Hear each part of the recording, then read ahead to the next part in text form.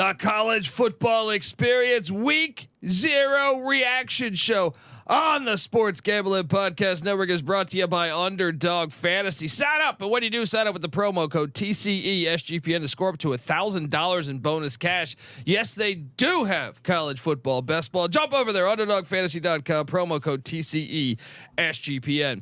We're also brought to you by Rhythm. Get your 7-day free trial period today by going to sportsgamblingpodcast.com/rhythm. That's RITHMM. Once again, that's sportsgamblingpodcast.com/rhythm. And remember, as always, folks, to let it ride. This is Brian Bosworth, aka The Boz, and you're listening to SGPN. Let it ride, brother. Peace out. Boz out.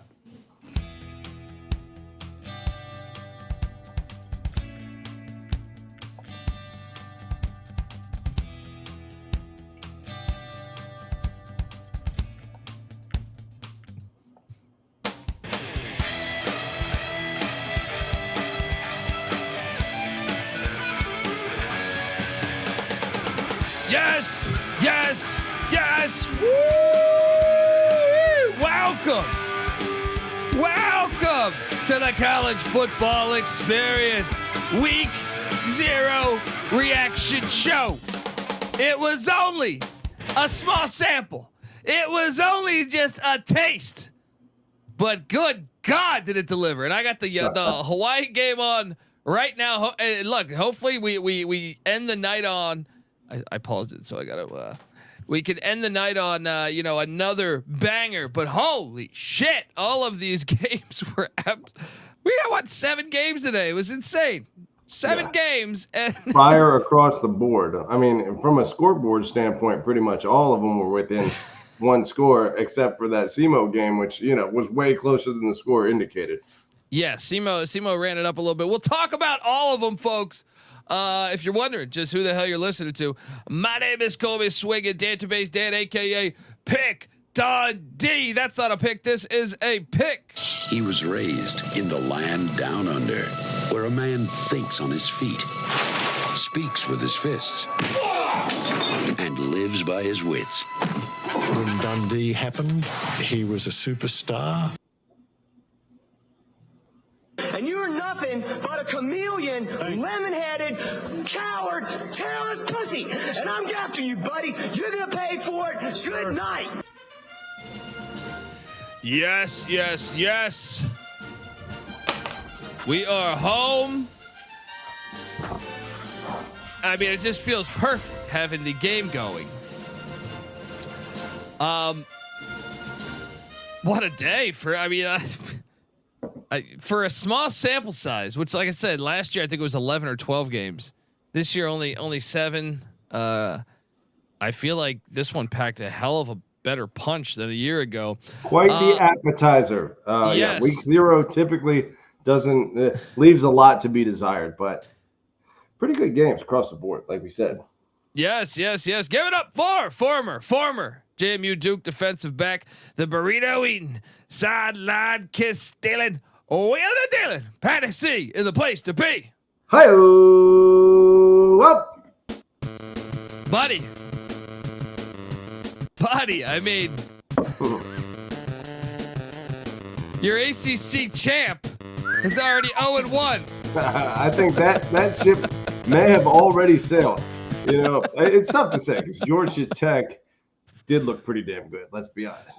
Yes, but Florida State did not, aside from their kicker. Yeah, exactly. And I feel like we should probably start our shout out to the chat. Get on over there, youtube.com/the college experience. Cousin Mush, what am I streaming? Shout out to Cousin Mush. What am I streaming the Hawaii game on? Spec. I think that's short for Spectrum, but I haven't done a deep dive on it. Spec Sports. Game 1 was a doozy. It was, I cashed on the spread. I cashed on the money line at plus 400, and I cashed on the under, and we were off to a great fucking start. Yeah, we kind of nailed the analysis on that first game. Not gonna lie.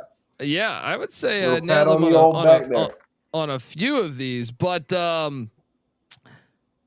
Patty C, this is a reaction show. So maybe we overreact, but is Florida State gonna have a tough year? Because one thing that stood out to me was DJU could not throw the ball down the field. And those wideouts that everyone said that, like, it was the lead up. Well, the lead up to the season, like people said, like they're very weak at wideout. That was the knock against them. Yeah. Well, they looked very weak at wideout. Yeah. Teofili at running back did look solid, but Georgia Tech's guy, what was his name? That was Haynes, Jamal Haynes. He looked phenomenal. He looked like work done to me, ironically. I mean, really, but yeah, I agree with you. Florida State, maybe there's area for a room for concern right now. Well, yeah, if anything, like I thought Florida State, by making that 59-yarder and 52-yarder or whatever it was, like kind of, I thought Georgia Tech was just a flat out better team, with the exception of the first drive where Florida State was, that scripted drive that they, Norvell had. And which if I they hear look one, nice in, yeah. And if I hear one more damn announcer talk about the headset audio, I'm anti this headset audio. Of course shit. you are. Yeah, the green little dot. We got a green dot on the helmet. And this year we have audio going on. Colby's World War I sensibilities are offended. I agree that there's something different about it. That one in particular doesn't piss me off as much as I think it does you. But you're right, that it does change the game. I like the fact there's defensive coaches on the other side trying to steal the signs and get that. I think that is part of the game of football. All right. And this cockamamie stuff. But anyway, let's not get sidetracked. DJU looked bad, buddy. I mean, it's weird. He didn't have a turnover. He was just 19 of 27 for 193 yards. But everything was a fucking check down. Everything was a check down, man. Like anything that went beyond 10 yards, I with the exception of the fourth down, where I think it was a 20-yard completion, and even with that, his feet weren't set. But that was a hell of a call by Norvell and a hell of a throw. I mean, it wasn't a hard throw. He just threw a slant, or a post. Well, I thought it was going to be, when I saw the way his feet were set, I was like, that's going to be a pick. And no, it was not the case. He completed it. So other than that pass, I can't think of one that went, that was actually like thrown beyond 10 yards. Yeah. Can you? I mean, not off the top of my head, no.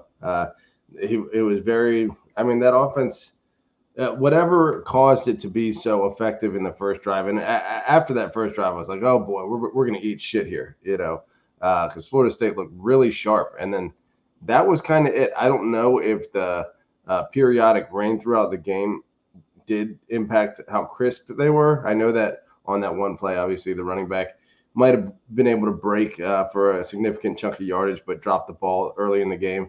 So it seemed like it had a little bit of an impact, but still, that doesn't explain why they couldn't get it going pretty much all game. I mean, straight up, Georgia Tech was the better team for 75-80% of that game. Yeah, if anything, I thought they kept kind of shit in the bed. Like I thought they were going to blow it. Like with the missed field goal. And that was kind of the theme on a lot of these dogs today. But let's talk. Okay, so Florida State, and this is what I mean by this Ireland game. In my opinion, like today was a great game, but it's a conference game. I think that sucks for Florida State or Georgia Tech. Yeah, and next year it's Farmageddon, so that's a conference game. And 2 years ago, Northwestern Nebraska was a conference game. They should purposely try to get non-con games, because I think that's it's just not fair, in my opinion. Like when you think about it's really stupid. Part of what makes the conference slate equal from year to year, even if you had like an 8-game conference slate, one of those teams is only getting 3 home games and having to play 4 road games, since they're both ACC teams and they have an 8-game conference slate with 1 neutral site obviously mixed in there, or maybe both. I don't know what that is, but either way, that's a disadvantage or an advantage if they don't have to truly go on the road. That should be reserved for neutral site games, like 100%. Well, you can take a guess which team they gave those. That was a home game for Georgia Tech. Okay. Yeah. Well, there you go. So Georgia Tech just getting the Arkansas treatment in the ACC. Yes. Patty C, hold on. So I'm looking at Florida State's schedule. Like, how concerned should Florida State fans be about Boston College coming into Doak Campbell on Monday, on Labor Day? Into Doak Campbell? Oh, next week. Yeah, it's week 0. Gosh.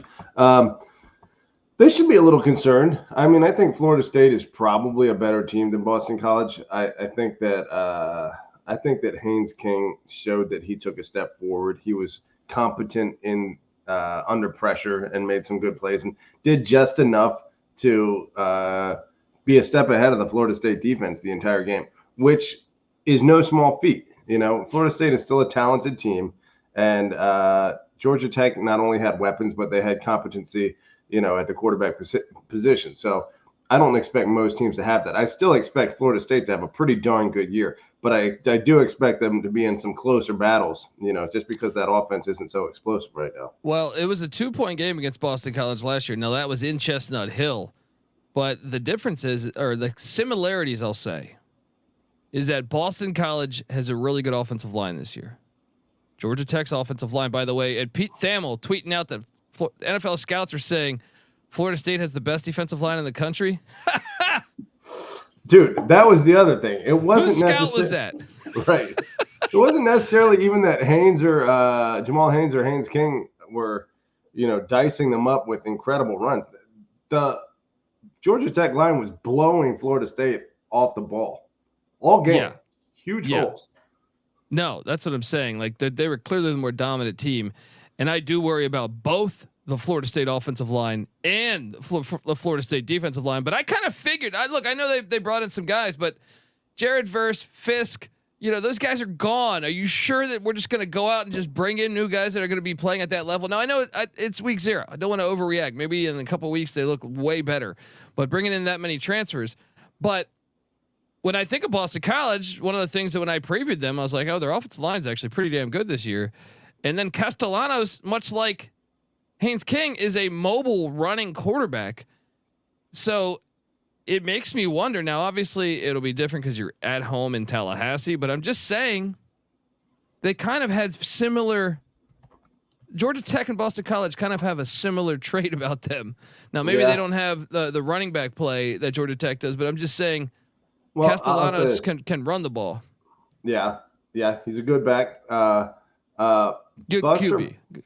Quarterback rather. Buster Faulkner, the Georgia Tech offensive coordinator, they were saying got reps at the pro level, and obviously that's Bill O'Brien's background too. So I don't know if from a X's and O's standpoint, that it sounds like that was problem. I mean, it looked problem. They looked sharp. They had a very multiple kind of offensive look there that was hard to predict what Georgia Tech was going to do.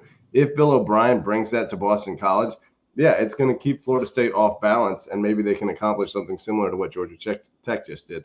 Well, Bill O'Brien was under George O'Leary. Brent Key was under George O'Leary. So at Georgia Tech, both of them were at Georgia Tech. How about the defensive coordinating position from Tyler Santucci? That's 2 years in a row. And I saw 2 years in a row that he's held Clemson and Florida State to just 21 points or less. And in the season openers, you give the guy a month to prep. How the fuck did Georgia Tech land this guy? Because everyone thought he was going to go to A&M.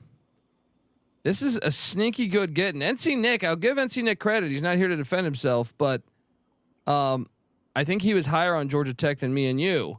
Now, part of the reason why I was more down on Georgia Tech was the schedule. It wasn't the actual team. I actually thought this year's team is better than last year's team, but I just thought the schedule was a little more brutal. But it is a ridiculous schedule. It didn't even really occur to me until I looked at it today how hard Georgia Tech's schedule is. Yeah, well, now you wonder. Georgia Tech comes back home. I think they're 21-point favorites against Georgia State, which I think they'll be fine. But that, like, I had them losing at Syracuse week 3, and now I'm like, I don't know about that. Even that Louisville game, road trip. Even that Louisville game, I was like, Louisville's got this. The only good thing that can happen if you're a Louisville fan is you want Georgia Tech to beat Georgia State, beat Syracuse, beat VMI because a ranked team with Jeff Brown's history at home against ranked teams, then it will be all right. But I don't know. I mean, all of a sudden, I'm just buying into to Georgia Tech a little bit more, especially like you think just because they're ranked, Louisville will be more prepped for them? I mean, the track record speaks for itself. It's true. You know what I mean? Like whether it was Purdue or Louisville. But I can tell you this, buddy, the Santucci hire. See, last year Georgia Tech's defense was ass. Yeah. You look at the schedule, and I'm like, it's a very hard schedule. But I'm kind of like, and this is an overreaction show. This is what we do. Who knows how consistent Georgia Tech can be? But I can tell you this, with the exception of the Georgia game, which by the way was a fucking 8-point game last year, but that was in Atlanta. Yeah. Every other game looks more winnable now, though. You look at this, you're sitting there like, whoa, they could win that. They could win again, that. though, with Florida State, like that is the flip side of being so committed to the portal as the basis of building your roster.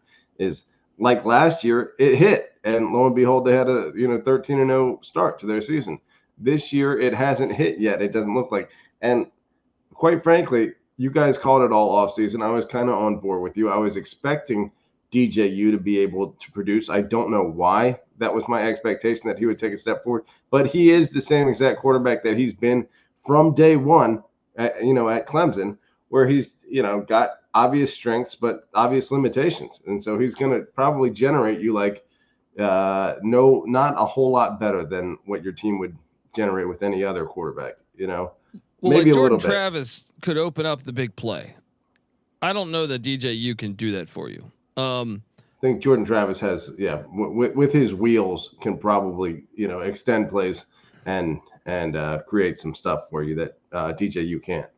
Yeah. Shout out to Clark Townsend, my guy. Appreciate you tuning in, brother. And Kevin Kilduff, was Georgia Tech that good or Florida State that bad, Patty C? What do you think that was more of? Was it a little bit of both? Or Florida State didn't look sloppy or bad. They just didn't look like they were supremely talented like we expect them to. They didn't even look untalented. They looked fine. And like I said, I still think they'll be competitive and more talented and just as well coached and crisp as most of the teams they play. Georgia Tech did look that good. They don't look amazing, but they look better than Florida State today. Yeah, I would say Georgia Tech, and I got to read an ad here, but Georgia Tech looked like they had the better skill position players. Yeah. Like both those wideouts and Easily. then Haynes, the running back, like those guys were just better than the Florida State guys. Across the board. Even the number 2 running back for Georgia Tech looked really sharp. Yeah, I'm drawing a blank on his name right now, but I know who you're talking about. Singleton or no? Alexander? No, Singleton's their wideout. Yeah. Yeah. Want to talk more about this and some of the remarks in the chat and the rest of the day. But before I do that, I want to let you know that it is football season, folks. And we are the College Football Experience. And we're part of the Sports Gambling Podcast Network. So everything in the merch store is 10% off with the promo code football. Get yourself a Patty C burrito t-shirt. Get on over there. Get yourself a Pick Dundee t-shirt. Perfect for the football season. Or Mike Leach, swing your sword. Get yourself one of these beautiful mugs here. Get on over there. Get on over there. Use the promo code football. You're going to get all that stuff. We're also brought to you by Underdog Fantasy. Underdog Fantasy Pick'em is giving you a chance to win 1,000 times your entry or play fantasy football the right way with Best Ball. Yes, Best Ball Mania is live with $15 million in prizes. You can now use specials and boost on all flexed entries as well. So sign up, and when you do, sign up with the promo code TCESGPN to claim your special pick plus first time deposit offer up to $1,000 in bonus cash. UnderdogFantasy.com, promo code TCESGPN. We're also brought to you by Circa Survivor and Circa Millions. Yes, Circa Sports is back with Circa Survivor and Circa Millions, giving away $16 million in guaranteed prizes.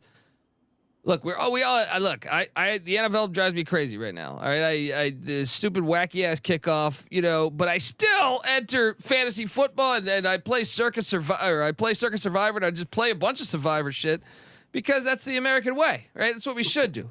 Right. But imagine the regret you're going to feel if you win your Survivor and you got, I don't know, you're working your job there at Home Depot and, everyone's in, you've got a couple hundred people playing Survivor and you win that thing.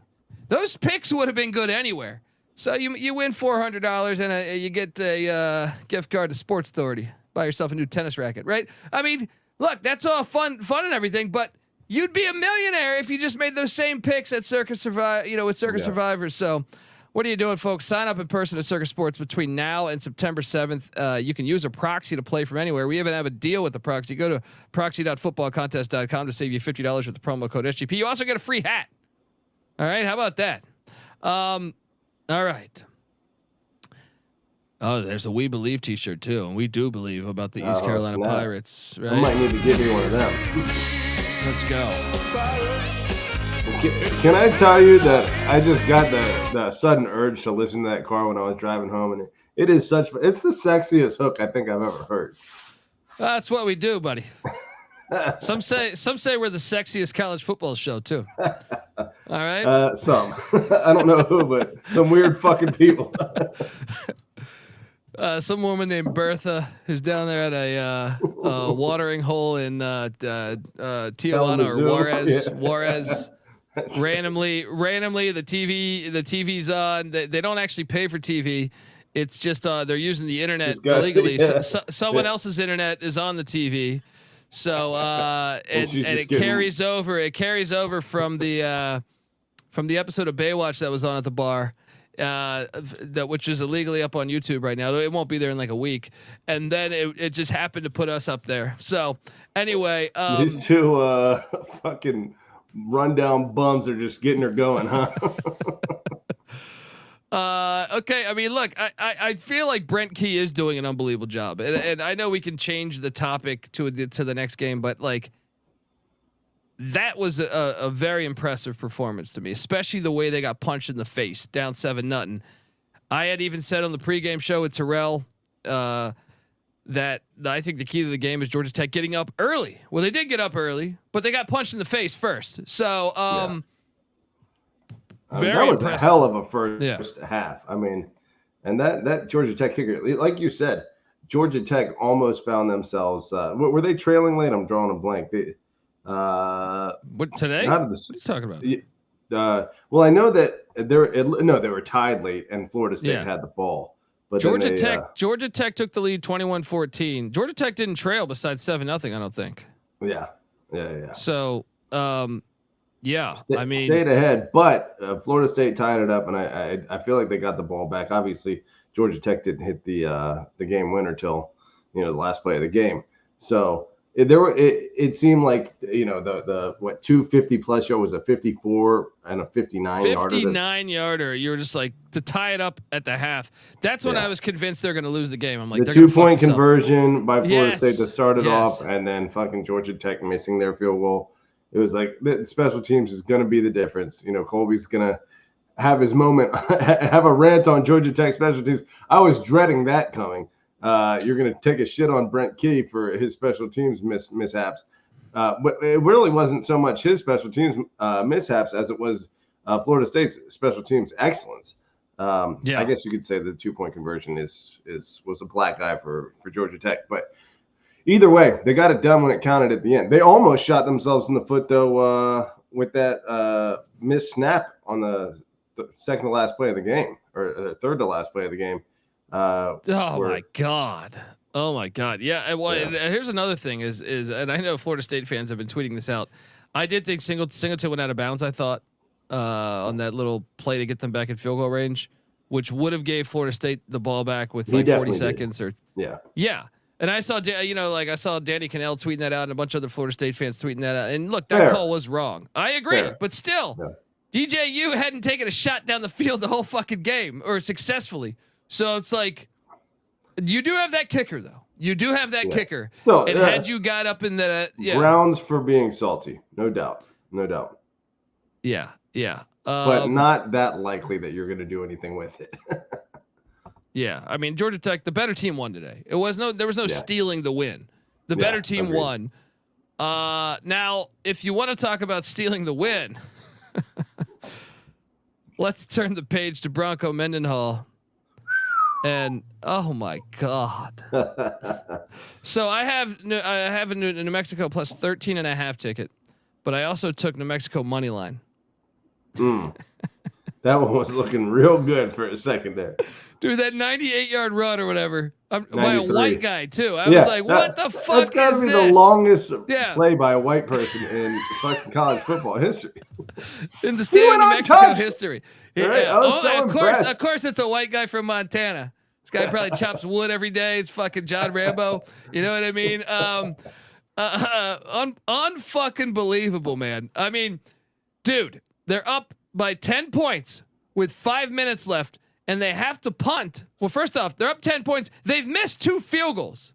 They should be up 16 points, right? Which is basically putting the game out of reach. And they punt with 4 minutes left because the play before, their top wideout, who I fucking met at Mountain West Media Days, Luke Wysong, who had a good fucking game. It hits him right in the hands, and he drops it. And then so I'm like, okay, well, Montana State has shown no signs on the fact that they can break a long one. So at least we got them down to the 4-yard line, right? There's no way it's going to take like 5 minutes for them to score. They might score with like 1 minute on the clock. A 96-yard power? What? Fucking insane. And it wasn't even the starting running back. It was the backup. Yeah.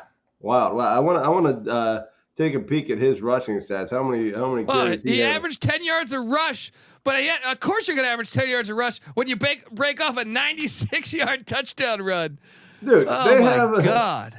3 guys on their team, one averaging 9.4, another guy averaging 11.6, and that was on 5 carries, so that was not a fluke.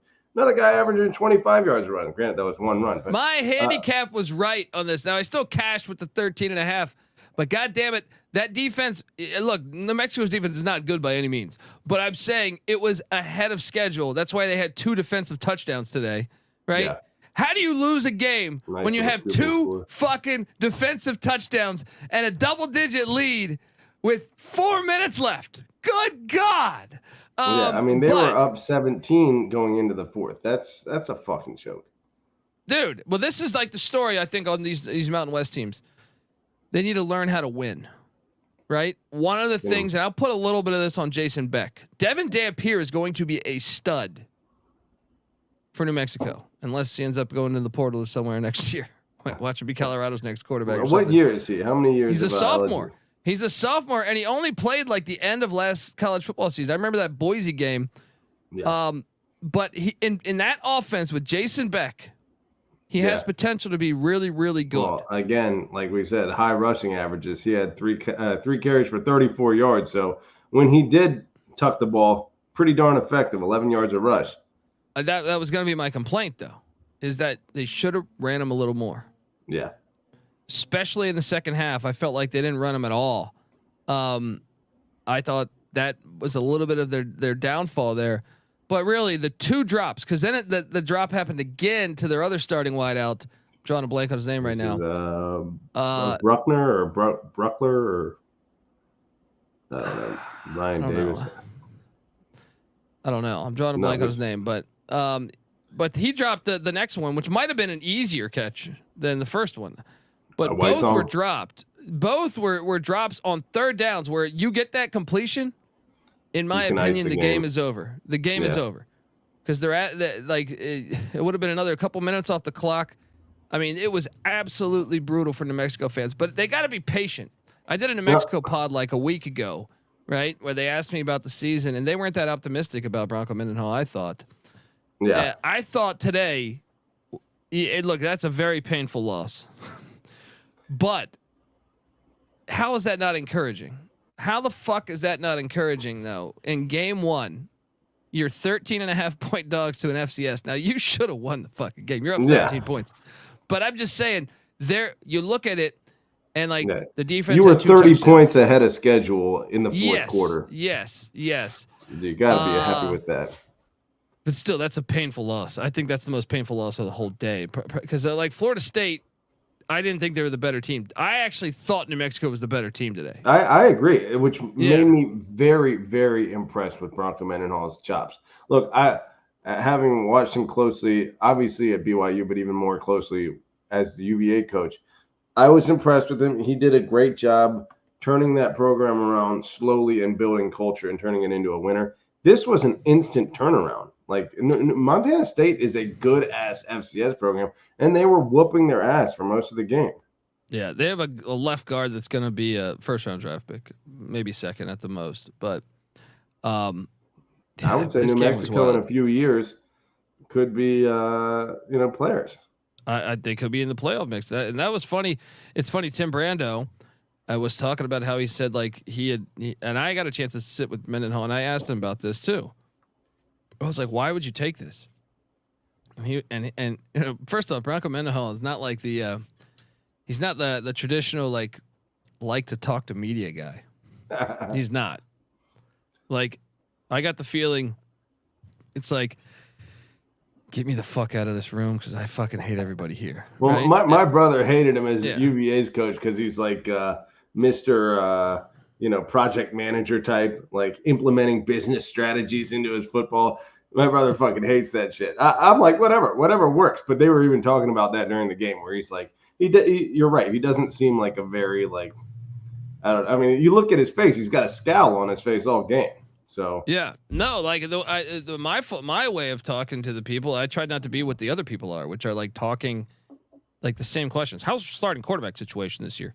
Are you excited? So my thing was like, I started asking about his ranch in Montana. I was like, what do you do on that ranch? Like, what's a given day on that ranch and stuff? But anyway, we started I feel like that opened him up a little bit. And then I'm like, why would you like, I'm curious, you probably could get way better jobs. Why take the New Mexico job? And he was just like, why not? Right. I feel like the fact that it's a hard job is why I want it. And I'm like, he's a different dude than like 99% of the coaches. I'll say that. Yeah. So I think it's going to work out. I think there'll be a playoff contender team because the Mountain West should be at the top of that pecking order. Well, that's why he took the UVA job too. It was like, let me go to a place that has academic excellence that I can try and turn into. It's like, dude, you are walking into an uphill battle on purpose. You moved all the way across the country from a job you're very well fit for just to go to a challenge. And then lo and behold, now you're doing it again. It is an odd thing. You know, most coaches try and go to the place where it's easiest for them to win. That's what I'm saying. He's completely the opposite. Like Saban was like, I can't win here at Michigan State. Let me go to Louisiana where the talented players are. Which isn't like a slight on Saban. That's just a natural thing to do. No, it's actually pretty smart. It's saying, wait, all these great players in Louisiana. He even said it today on College Game Day. He was like, you shake a tree and there's like 50 good players, right? Yeah. So I'm not trying to say that, but Mendenhall, that's what I appreciate about college football. Is Mendenhall's just like, no, I guarantee you he could have got like a Power 5 gig. Instead, he's like, let me go to New Mexico. Yeah. They're horrible. I guarantee I can make them good, right? What a painful loss, though. By the way, Shagerbaum, one down as he hit with Makayo Atamala for a touchdown. The Rainbow Warriors are up 7-0, but 6 minutes left in the first. Patty C, I want to talk about. So I opened up the day. I couldn't even bitch about the New Mexico game. I just thought I almost made a shit ton of money, but I still did a pretty. Anything? No, but I had a pretty fire day because McNeese State. Which did you catch the end of this game? McNeese State. They were the better team today, dude. They were the fucking better team. They just couldn't hang on to the ball. They had 4 turnovers in the first half. Right? 4 turnovers. I mean, one of them a fumble where the guy looks like he's down and they take it back for 6. Another one, just another Clifton McDowell. They got the Big Mac. We got the Big Mick fumble. I mean, it was a. They did have over 100 more yards of offense. Dude, they were down 26-7. Right? They battle all the way back. They're down 3, and I see some of the worst fucking clock management of my life. They have 2 timeouts. I mean, I don't care because I didn't play the money line. I just played the points, right? Yeah. And Gary Goff was 1-10 last year. They have 2 timeouts at the Tarlton 25, something like that. They complete like a 9-yard pass, and they decide not to use a timeout. Just run the clock. They have 2 timeouts, but once everyone goes to get set up, they get a false start. So then he uses a timeout because the 10-second runoff, right? So now there's like 8 seconds left, or 10. And I does think he there's still 10 have seconds a? left. Does he? That's what I wanted to check. I didn't catch that. Did he still have has a timeout? Yes, he still has a timeout, and he doesn't even elect to do a play. He just kicks a field goal, which they on third miss. down. You horrible fucking coach. Right. Dude, Oh run my a power. God. Run off tackle. Get 3 yards and make You the kick have a slightly quarterback that easier. played in the fucking national championship too. Like, trust him a little bit. Trust him. Yeah. What, Yeah. dude? 8 seconds. I mean, you're not running out the fucking clock with the run. They play. had all the momentum in the game, dude. Tarleton couldn't stop them. Tarleton hung on for dear life. Now I know their quarterback got knocked out, but still, oh my God! If you're a McNeese Cowboy fan, it was like watching it was painful. Just as anyone that just loves football is like, what's going on? If I'm the quarterback, I'd overpower I would say, sorry, coach, I'm calling a fucking timeout. We have 2 timeouts. What are we doing here?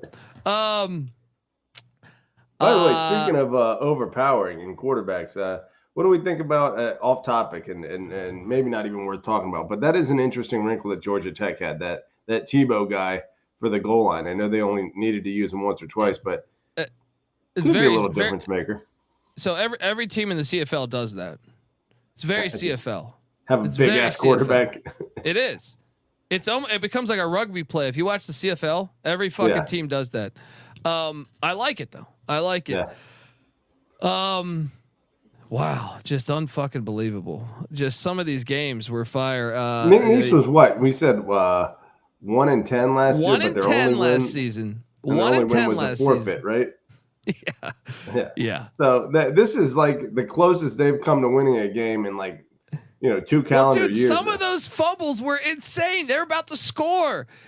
That's what I'm saying. Like, I know Mac had texted me and he's like, dude, this Tarleton team's legit. And I'm like, yeah, I mean, they do look good because they keep turning the ball over, like creating turnovers. But in my mind, one was a scoop and score. One was a fucking Hail Mary. The play was dead. The fucking receiver's right there, and he thinks the play is dead. The over-the-shoulder fade where the guy had great coverage was a great play by the receiver and a nice throw by the quarterback. But it was still a little bit lucky. I think if nothing else, McNeese was in position to make a play on that, and they didn't. So, I think McNeese has shown great improvement. The spread on that game was what? 17, I think, right? 17 and a half. I think you have to be happy with the improvement if you're McNeese. Yeah, me too. And by the way, Montana State, I'll give you your respect too, because that was a gut check. That was a gut check game. I don't know. I don't think you deserved to win it, and I didn't think the fact that in DFS Tommy Mellott outdid Devin Dampier is why I hate fucking DFS. I love DFS, but I hate it too. NC Nick talking shit. He didn't watch 1 second of the game. He's like, I told you my play was better. Dude, Devin Dampier played way better than fucking Tommy Mellott. Anyone that watched the game knows he played better than Tommy Mellott. Mellott didn't play bad, but throwing the ball, he had some issues. Throwing the ball, he had some issues. 21 of 32, 205, 2 touchdowns, no picks. Well, the fumble. He had 2 fumbles that were touchdowns. Yeah, well, that's true. Yeah, that's not excellent. Yeah, well, one of those ones he was trying to quickly throw it, like he threw it into the traffic in a way, and that's why the fumble happened. But yeah, nice win for Montana State. Nice win for Tarleton. Tarleton's a ranked FCS, and I love what they're doing with the stadium and trying to be in the FBS. But I'm a skeptic. I'll just say that I'm still a skeptic because that defense was giving up yards late in that fourth. No quarter, matter what you do, Rome wasn't built in a day. It's going to take a little time, but hey, they're still winning games. They are still winning games.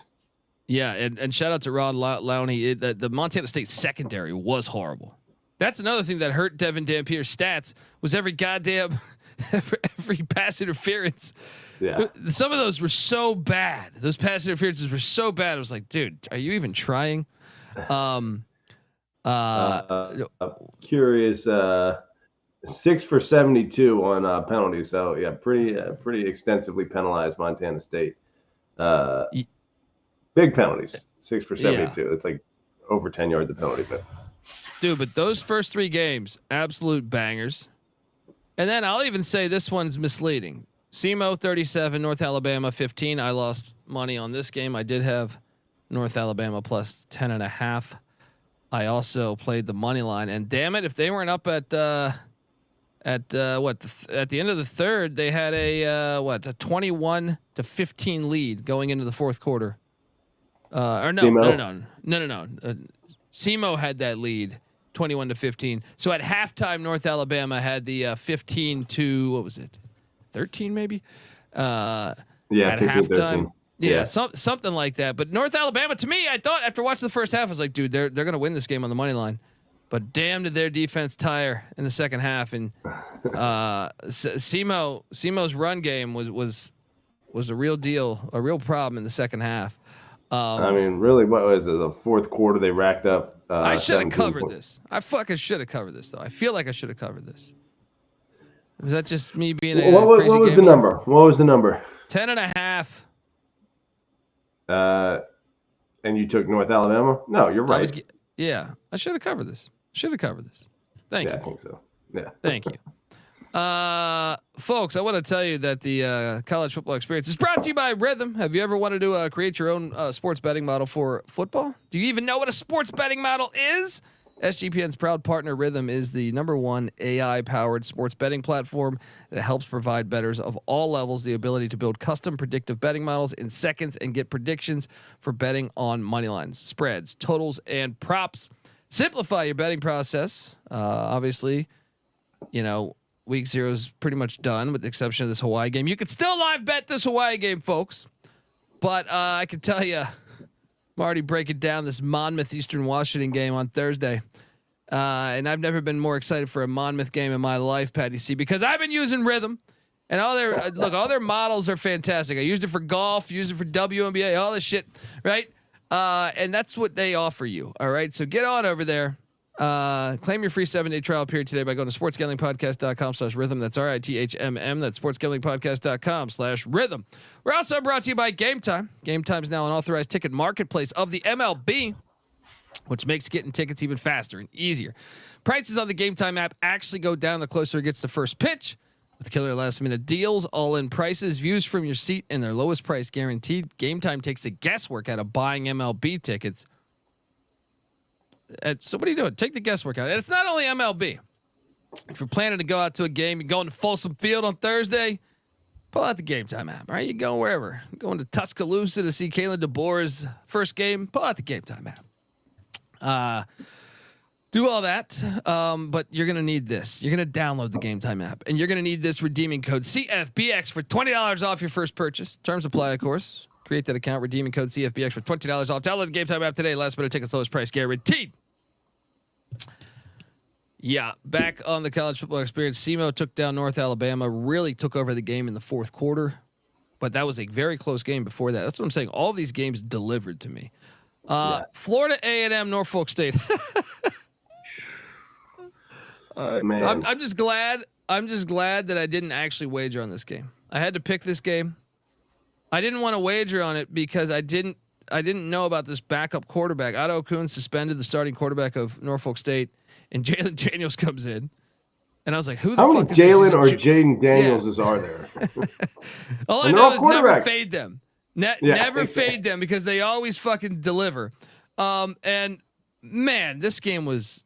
First off, Norfolk State had like 300 yards on the ground and they lost. This was like, if you're a Norfolk, this one stings actually.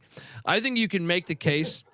Like New Mexico, Nevada, and Norfolk State need to like get a flight to Cancun for a day and just fucking party because they need this. Just forget this pain. Yeah, Dawson Adams had a good game plan, man. For a backup quarterback, I mean, you're with the backup quarterback. This guy, they should have probably at least been in overtime. The end of this game was fucking hilarious. That's a definite. Brutal ending to the game. I will say I saw one of the most hilarious celebrations in this game that I think should happen every time. Is just after you catch on a pass on a corner, just point in his face, basically all the way back to the huddle. Pretty amazing. This is what needs to happen. Yeah. I mean, well, dude, Norfolk State also got up 14-0, and I was convinced. I was like, oh my god, like they're gonna win outright with the backup quarterback. but they didn't. This game, folks, if you didn't see it, shout out to Daniel Richardson, the quarterback of Florida A&M, who came all the way back. Former Central Michigan and Florida Atlantic quarterback. They got it done, and then they take a 7-point lead, and Norfolk State goes all the way down the field, ties the game. You think they tie it up? They score, and then they go to kick an extra point, and a defensive penalty. They block the extra point, but it's a defensive penalty.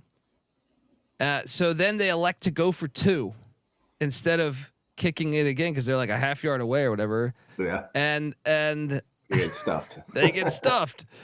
I mean, that rarely happens where you see the penalty help the team. You know what I mean? Like it's a good thing that they did that in a way, because if not, it'd be an overtime, and who knows? When you muff a kick and then it breaks down the defense's kick coverage, and then more often than not, those turn into touchdowns or long returns. Similar to this, it's like it just baited them into going for 2, and I guess they were stout enough to make the stop. But yeah, that game was a lock for overtime. And then, how did that penalty happen? He jumped over the line to block the field goal, or he jumped off sides? It was our hands to the face. I'm not sure. I don't know, because I had that was going on at the same time as the Nevada game, so it was like I kept going like back and forth. Yeah. Shout out to Tar Heel. It says, quit the profanity. Isn't there a decent show anymore? They took cops off the air, Tar Heel. They took cops off the air. Buddy, what are we gonna do? This is me. All right. You know what I mean? If you want me to sit on TV and wear a tie and don't go deep and don't even talk about games like this, then we'll clean it up. This is me. This is me. No, this is how I am in real life. I'm not faking it. You know what I mean? I'm sorry. All right. But this is what we do. This is the brotherhood. Come on. Yeah. This is what we do. This is our safe zone, man. Yeah. If you want to go listen to Dan Orlovsky fucking retract his fucking tweets because some stiff at ESPN told him to, that is an option for you. Go listen to that. Yeah. That's what I'm saying. I don't wish anything bad about you, Tar Heel, even though you're a North Carolina fan and East Carolina we'll beat the shit out of North Carolina if they play it. But it's just what we do, buddy. I don't know how to do it. I don't know how to not be me. All right. I don't know how to not be me. Don't let your kids listen. All right. Yeah. Tell your kids to download when they get when you give your kids the first beer. All right. You can play the episode. All right. What does George Bush say? Now watch this drive. Right? With that ridiculous. Amazing. By the way, is it Daniel Richardson, Florida A&M's quarterback, is the hefty lefty of HBCU? I don't know if it's a rib protector. He was good at Central Michigan. He was good at Central Michigan, man. Like some of those Tuesday nights, I remember being like, "Hey, this guy's not bad." He wasn't very good last year. Yeah, I like him as a quarterback. 22 of 30, 286, 3 touchdowns, no interceptions. I'll take that every time. But he did have a little. I don't know if it was the rib protector or what, but he had a little punch. Who am I to judge?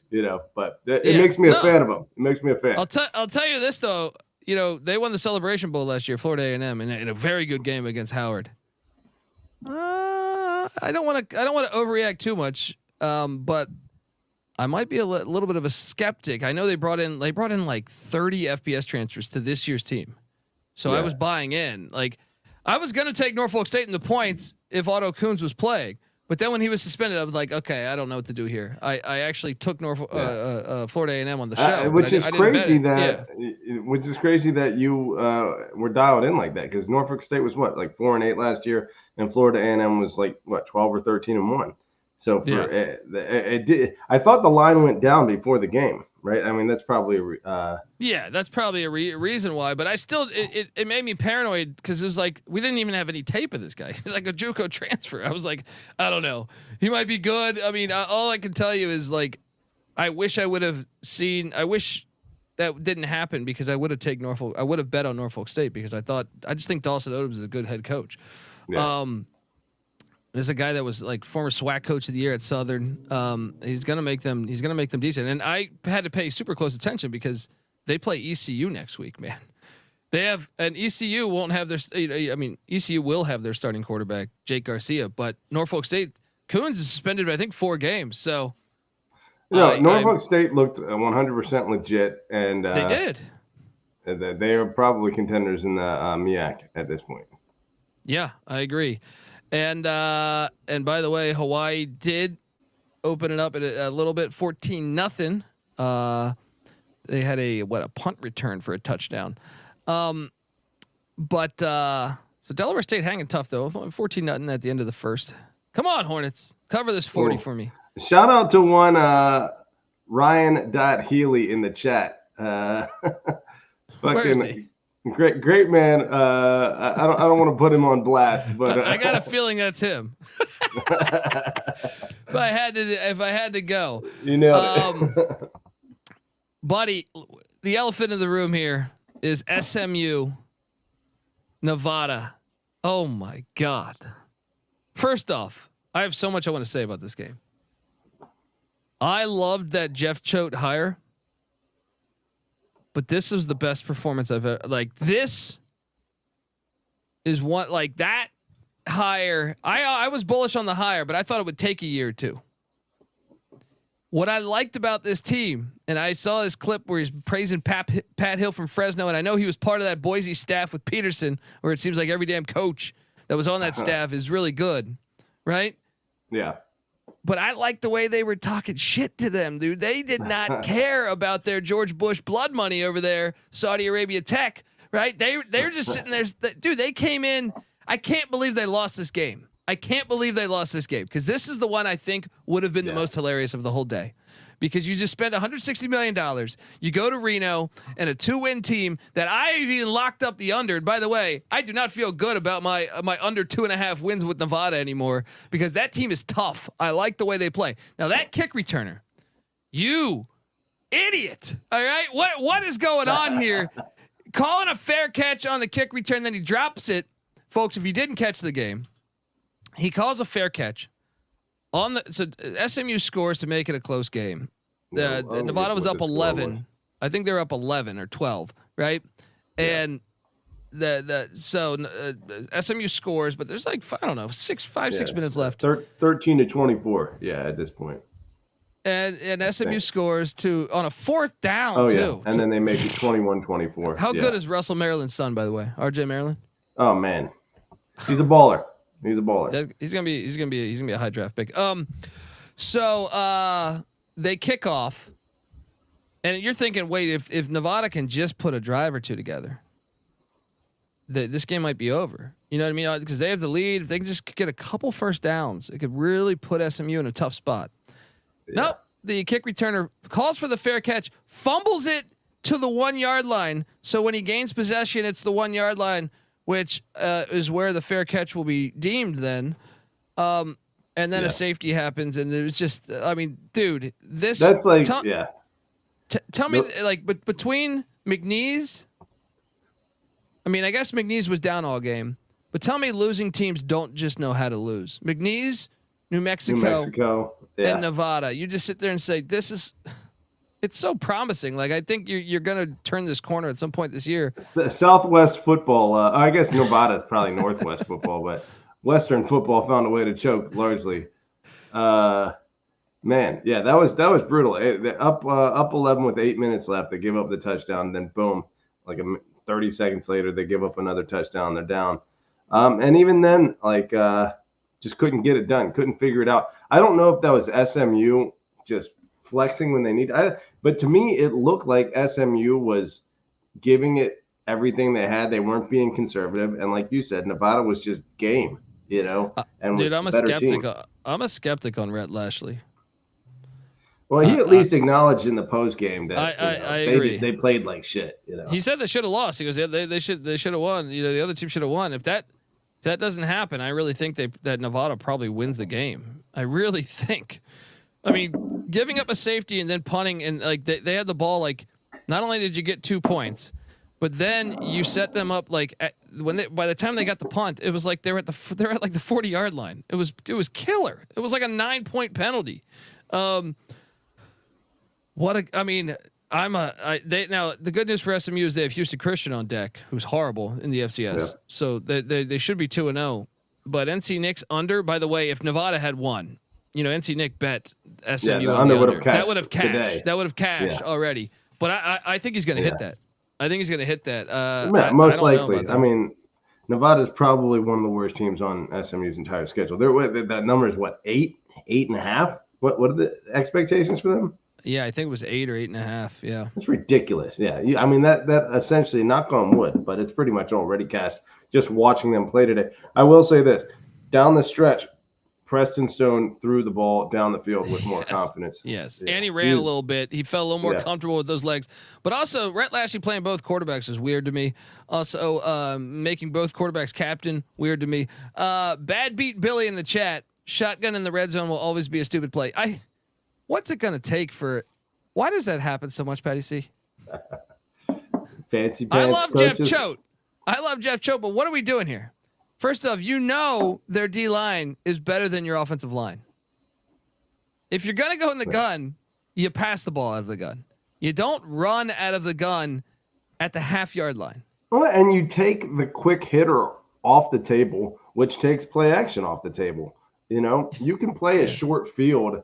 If they're doing this, actually, ironically, it's SMU that I felt was really, really slow. I don't know if their running back was lining up too deep, but it seemed like it was taking them forever to get to the line of scrimmage on some of those read option type plays.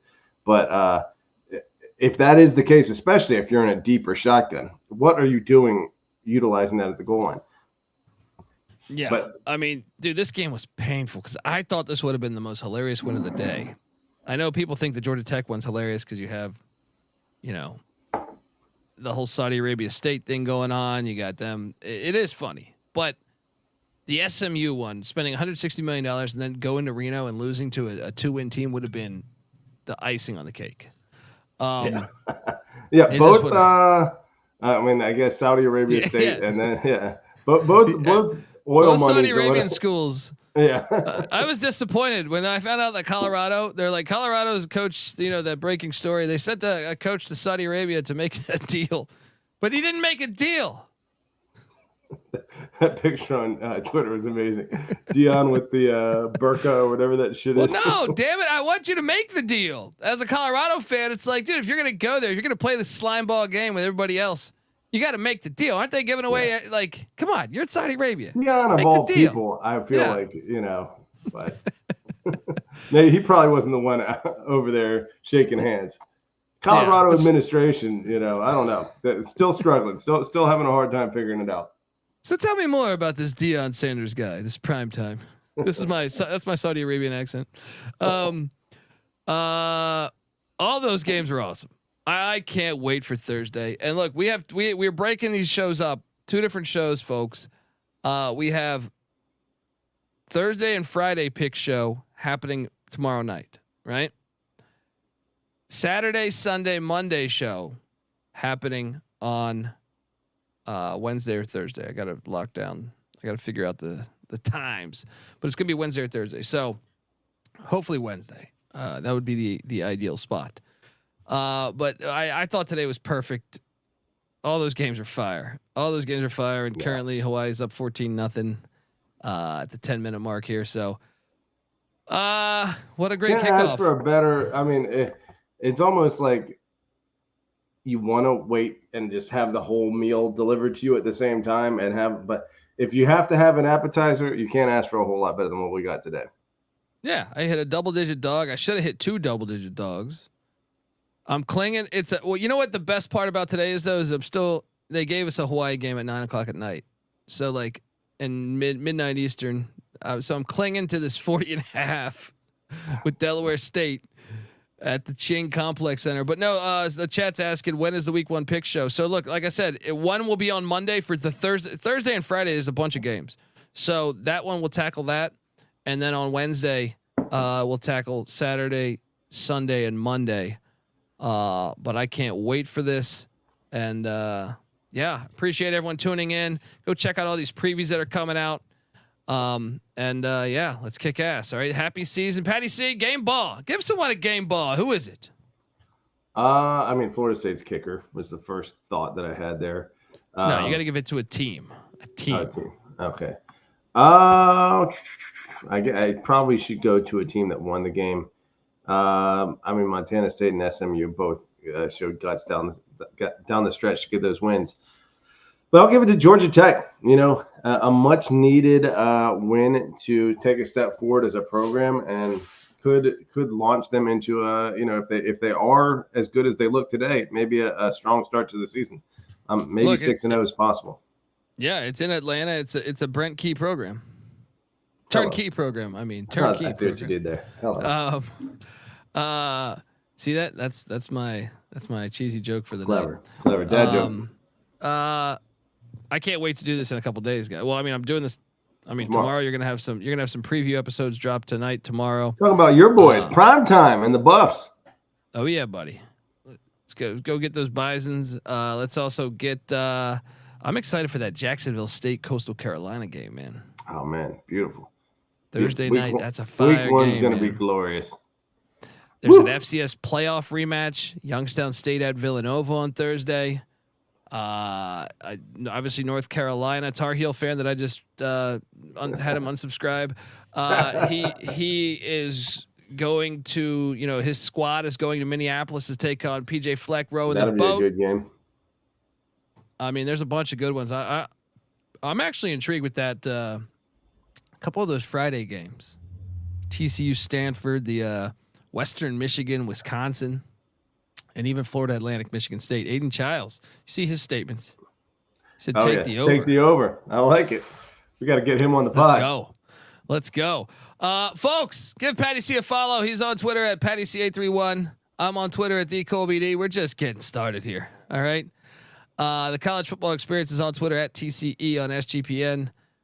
Get on over to YouTube, youtube.com/The College Experience. Hit that like and subscribe button. And yeah, I can't wait. All right. Check out all the other pods. The Stadium Heads podcast. Michael Barker was at McKay Stadium tonight for that thriller in Reno. Check out We Talk College Football Stadiums, the history of college football stadiums, why they're so great. Also, check out the FCS College Football Experience, the College Basketball Experience. Moneyline Mac killing it with these previews. Yeah, and the College Baseball Experience. Wait, you and Barker are going tomorrow, and then you're going. We're doing tomorrow night. You're going hard, Colby. You and Barker are talking tomorrow. No, our pick show is Monday. I'm sorry. Okay, you go with Barker on Monday. Gotcha. No. Tomorrow is Sunday. College football. The Stadium Heads comes out tomorrow night. Yeah. Okay, we're going Monday. Monday we talk about the games on Thursday and Friday. Sorry, dude. I got no sleep last night. And then on Wednesday we'll talk about the games Saturday, Sunday, and Monday. Till next time, folks. The season's here. Let's go. This is the College Football Experience. You better start thinking about yours. And we out of here.